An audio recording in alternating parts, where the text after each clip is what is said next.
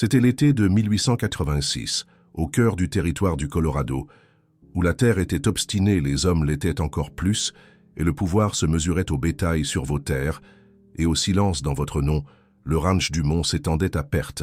De vue sur cette terre poussiéreuse, 15 000 têtes de bétail, 60 vachers, et un seul homme au sommet qui n'appréciait guère les questions, Victor Dumont. Mais cette histoire n'est pas à propos de lui, elle concerne son fils, Mathieu Dumont. Un homme élevé dans l'ombre d'un héritage si vaste qu'il ne laissait aucune place aux doutes, aux rêves ou à l'amour. Mathieu entra dans le bureau avec la même expression qu'il arborait pendant une vente aux enchères de bétail. Calme, ferme, illisible, la pièce sentait le cigare et le pouvoir ancien. Victor ne leva pas les yeux quand il parla. Il est temps. Mathieu ne broncha pas. Il resta droitant. Pourquoi? Victor fit glisser une enveloppe pliée sur le bureau, sa voix était plate comme une enclume. Tu épouseras Élise Leroy ce samedi. Mathieu cligna des yeux une fois, non par surprise, mais par incrédulité. Élise Leroy, la fille de la Crète? Je pensais que cette famille n'était plus que poussière et fierté. Victor se pencha en arrière dans son fauteuil. Elle possède encore les terres de son père, à peine, et elle est la dernière de son nom. S'unir à nous a du sens. Mathieu croisa les bras. Alors maintenant je suis du bétail reproducteur? Tu es un Dumont, dit Victor, la voix durcissant. On ne se marie pas pour les frissons et les feux d'artifice. On se marie pour la terre, pour l'héritage, exactement comme je l'ai fait. Mathieu dévisagea son père, l'homme qui avait bâti un empire. Sans jamais une seule fois prononcer le mot amour, il voulait argumenter, rire, sortir. Mais quelque chose en lui, quelque chose d'ancien et de fatigué, resta immobile.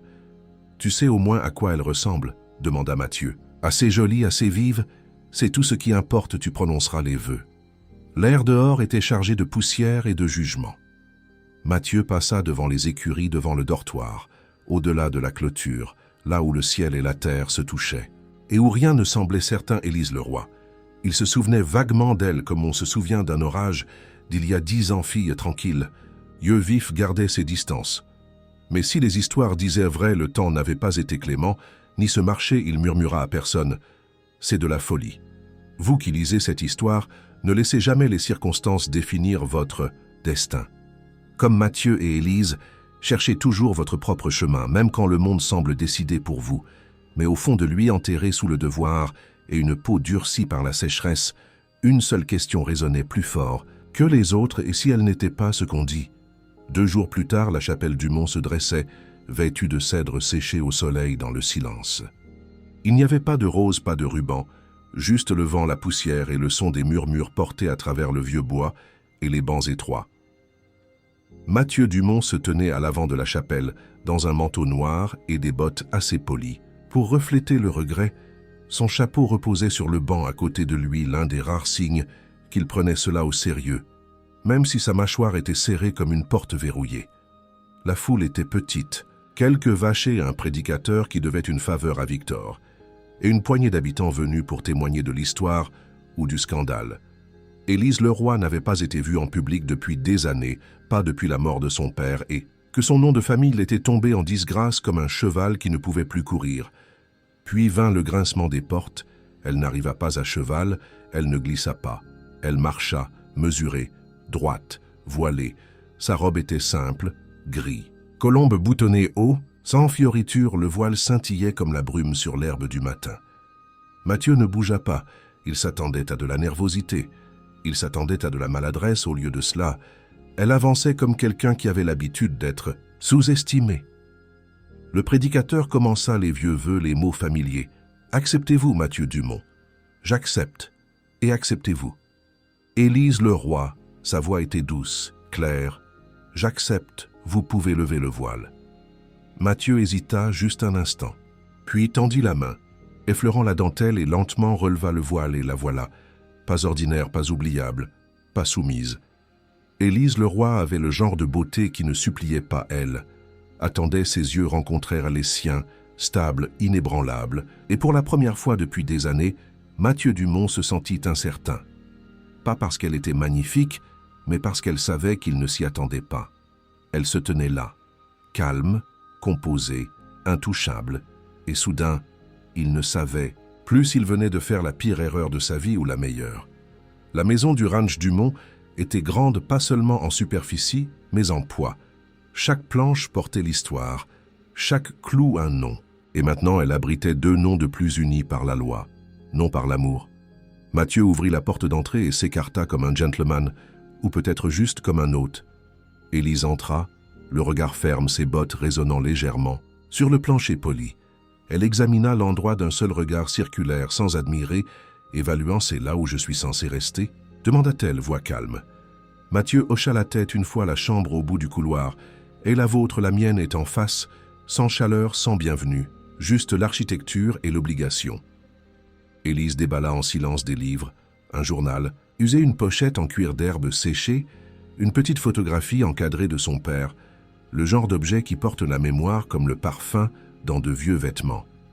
Dans la chambre en face, Mathieu était assis au bord de son lit, chemise. Déboutonné, frottant l'arête de son nez comme si cela pouvait expliquer quoi que ce soit. Aucun mot n'avait été échangé entre eux depuis que le voile avait été levé. Pas de rire gêné, pas de geste d'affection, juste le son de 2 portes qui se fermaient en parfait unisson. Élise était debout avant l'aube, elle ne marchait pas sur la pointe des pieds. Elle se déplaçait avec intention au moment où Mathieu arriva en titubant, cheveux humides. Bottes détachées, elle était déjà assise à la table de la cuisine, une tasse de café noir devant elle et le registre financier du ranch ouvert à côté. Il cligna des yeux. « Vous lisez les comptes. Vous les avez laissés dehors, » dit-elle tournant une page. « J'ai pensé apprendre comment respire cet endroit avant d'essayer de changer ses poumons. » Mathieu fronça les sourcils, tirant une chaise. « En face d'elle, vous parlez toujours comme ça? Seulement quand les gens supposent que je ne réfléchis pas quelque chose, pas ça entre eux, alors pas de la chaleur, pas encore juste une pause, du genre qui disait « Je vous vois, je ne suis pas ce que vous attendiez. Et vous non plus. » Mathieu s'éclaircit. La gorge tendit la main vers son café et prit une longue gorgée lente, non pour boire mais pour gagner du temps. Élise retourna aux chiffres sans un mot de plus, et pour la première fois depuis son arrivée, il se demanda « que sait-elle d'autre ?» Ici, un vent sec et une étincelle négligente peuvent ruiner un héritage plus vite qu'un revolver à 6 coups. Le feu n'est pas seulement un danger, c'est un jugement. Mathieu était à la clôture sud, inspectant un poteau cassé, quand l'odeur le frappa pas. La fumée de bois d'un feu de camp, c'était différent. Sauvage âcre, rapide, il n'hésita pas au feu. Cria-t-il, les talons de ses bottes s'enfonçant profondément dans la terre, alors qu'il montait son cheval et galopait vers la grange. Les vachers s'activèrent, les seaux volaient, les hommes maudissaient le vent, et au milieu du chaos manche, retroussée, jupe relevée, se tenait Élise, transportant 2 seaux d'eau comme si elle était née pour ça. Mathieu tira fort sur les rênes, descendit précipitamment. « Que diable faites-vous » Elle ne s'arrêta pas. « J'aide-vous allez vous faire tuer ainsi que votre clôture » répliqua-t-elle, les yeux étincelants. Leurs regards se croisèrent, fumés dans l'air, chaleur sur leur peau. Puis, sans un autre mot, Mathieu saisit un seau et, suivi, le feu n'emporta pas la clôture, mais il laissa sa marque. La fumée flottait bas comme une trêve mal assurée. Mathieu et Élise se tenaient côte à côte, vêtements trempés, visage strié de cendres. « Vous avez déjà combattu le feu avant ?» demanda-t-il, respirant avec difficulté. « Non, » dit-elle, « mais j'ai dû contenir pire. » Il la regarda. La vit vraiment cette fois, pas seulement la saleté sur son visage ou les mèches de cheveux mouillés collées à sa joue, mais la façon dont elle se tenait inébranlée, inflexible, vivante. « Vous n'aviez pas à faire tout ça, dit-il, vous non plus, » répondit-elle. « Mais nous l'avons fait quand même. » Elle se tourna et retourna vers la maison, le laissant là, stupéfait, silencieux et soudain incertain d'avoir été le plus fort depuis le début. Un feu laisse derrière lui cendres et silence, mais parfois, quand le vent s'apaise et que le ciel s'éclaircit, on réalise que quelque chose d'autre s'élève. Quelque chose qu'on ne savait pas avoir couvé. Les jours passèrent. Le ranch reprit son rythme, clôture réparée. Bétail au pâturage, mais l'air entre Mathieu et Élise était différent maintenant. Il n'était plus froid, juste calme, comme une question, attendant une réponse. Mathieu entra dans la pièce. Bottes poussiéreuses, chemise à moitié déboutonnée, Élise était assise près de la fenêtre, la lumière du soleil captée dans les pages d'un livre, reliure craquée, coins usés. « Que lisez-vous » demanda-t-il. « Un manuel d'entraînement, dit-elle. Mustang les sauvages. Il dit qu'il court jusqu'à ce qu'il ne puisse plus. » Mathieu rit doucement. « Ça me ressemble. Élise sourit à peine, mais c'était le premier vrai sourire qu'il avait. Vu, il s'assit en face d'elle, coude sur la table. « Pourquoi avez-vous accepté le mariage ?» demanda-t-il. Elle le regarda, pas surprise. « Pas sur la défensive, parce que j'étais fatiguée de survivre seule, » dit-elle.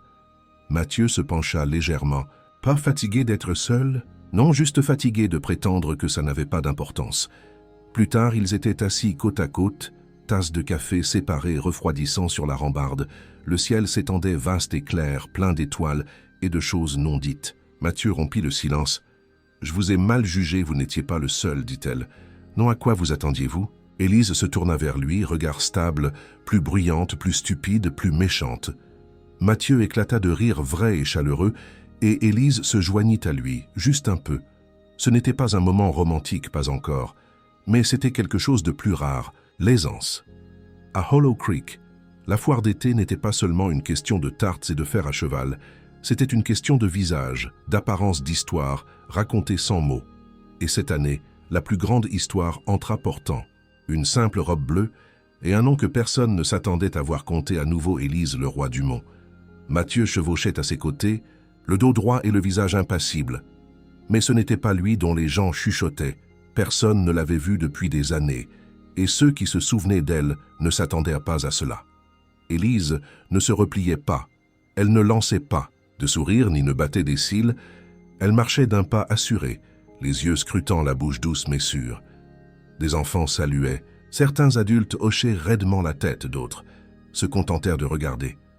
Mathieu l'observait, curieux protecteur, mais surtout impressionné.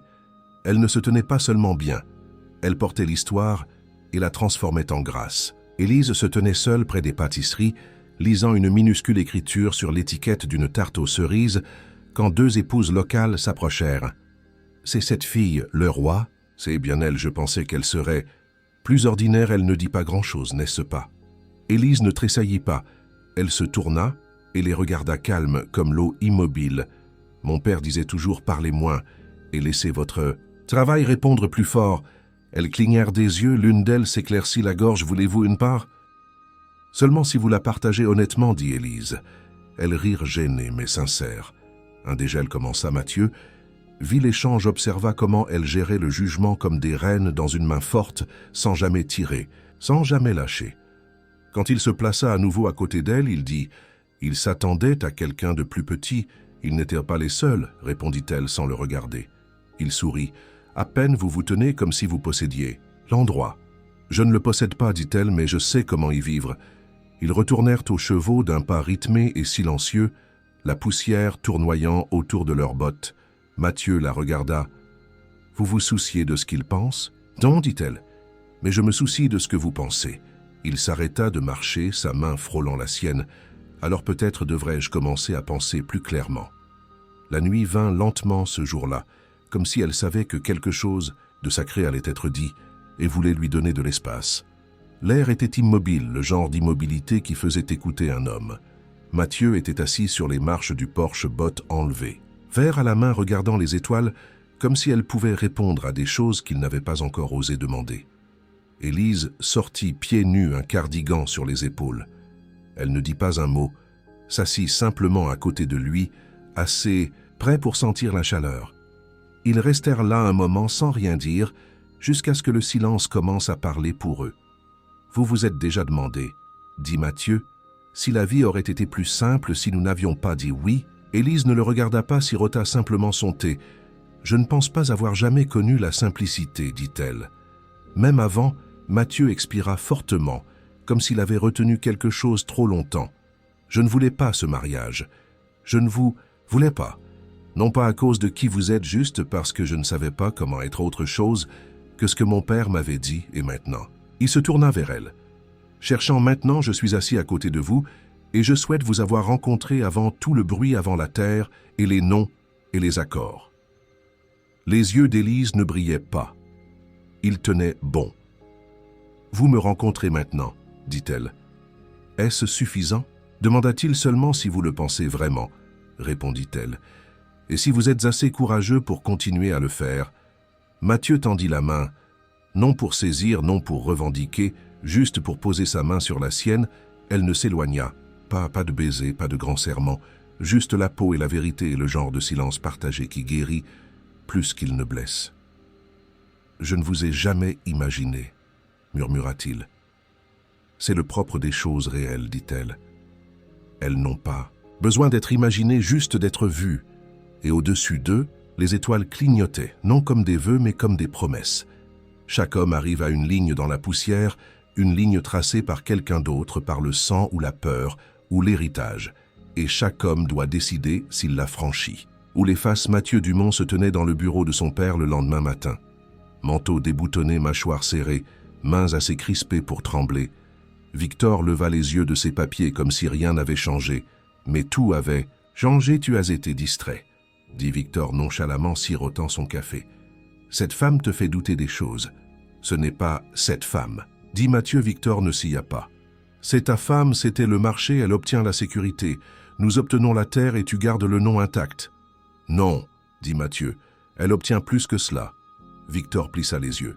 Tu deviens sentimental, je deviens libre, répondit Mathieu. De quoi, aboya Victor, de tout ce que j'ai construit pour toi? Mathieu prit une lente respiration de l'idée que le pouvoir vaut mieux que la paix. Tu épouses qui on te dit, gronda Victor. Tu gardes la terre, tu gardes le nom.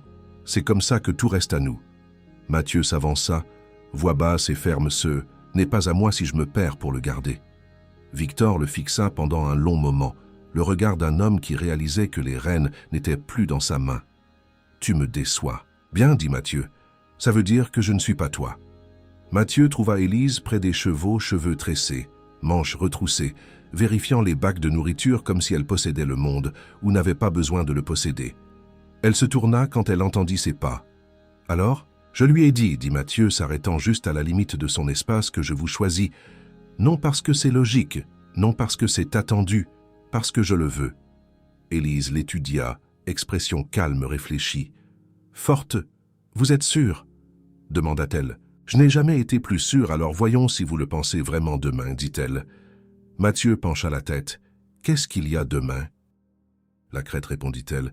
« Nous la parcourons ensemble, si vous ressentez toujours la même chose au coucher du soleil, je vous croirai marché conclu, dit-il. » Et pour la première fois, elle sourit en premier. Certains pensent que l'amour vient comme la foudre soudain, bruyant, inoubliable. Mais ici, sur les crêtes du Colorado, il vient plus silencieusement, comme des sabots sur la terre molle, ou une main tendue quand on s'y attend le moins. Mathieu et Élise scellèrent à l'aube sans cérémonie, sans public, juste 2 chevaux. Un ciel et des kilomètres de terre qui les divisaient autrefois maintenant sous leur chemin partagé. Élise chevaucha devant au début, aux pieds sûrs, confiante. Mathieu resta proche, non pour protéger mais pour marcher à ses côtés. Ils traversèrent d'anciens repères poteaux de clôtures rouillées, arbres usés par le temps. « C'était à votre père, dit Mathieu, montrant un peuplier noueux. Élise hocha la tête, il l'est toujours en esprit, mais aujourd'hui, elle le regarda. C'est le nôtre. » Au sommet de la crête, ils s'arrêtèrent en dessous, s'étendait tout l'empire, Dumont bétail paissant, granges clôtures scintillantes s'étirant comme des fils cousus à travers une courte pointe d'or. Mathieu retira ses gants, les tint fermement. « Je n'aurais jamais pensé que ce serait comme ça. » Élise inclina la tête. « Comme quoi ?» Il se tourna vers elle. « Comme chez moi, Mathieu prit sa main. Sans force, sans hésitation, juste stable. Je veux construire quelque chose ici, pas juste des clôtures et des granges. Avec vous pour de vrai. » Élise rencontra son regard. « Alors commencez ici, » dit-elle pressant. Sa paume contre sa poitrine commençait par vous. Ils remontèrent en selle. Non plus distants, non plus étrangers sur papier, juste 2 personnes choisissant la même direction, la même poussière, la même aube. Mathieu Dumont pensait se marier pour la terre. Élise, le roi, pensait se marier pour survivre. Mais dans le calme, entre les tempêtes dans la lumière du feu et des étoiles, et la vérité prononcée doucement, ils trouvèrent de quelque chose qu'aucun des 2 n'attendait. Un amour qui ne s'annonce pas. Il arrive simplement et reste, et c'est ainsi. Mes amis, que 2 cœurs fiers ont trouvé leur chemin vers la maison.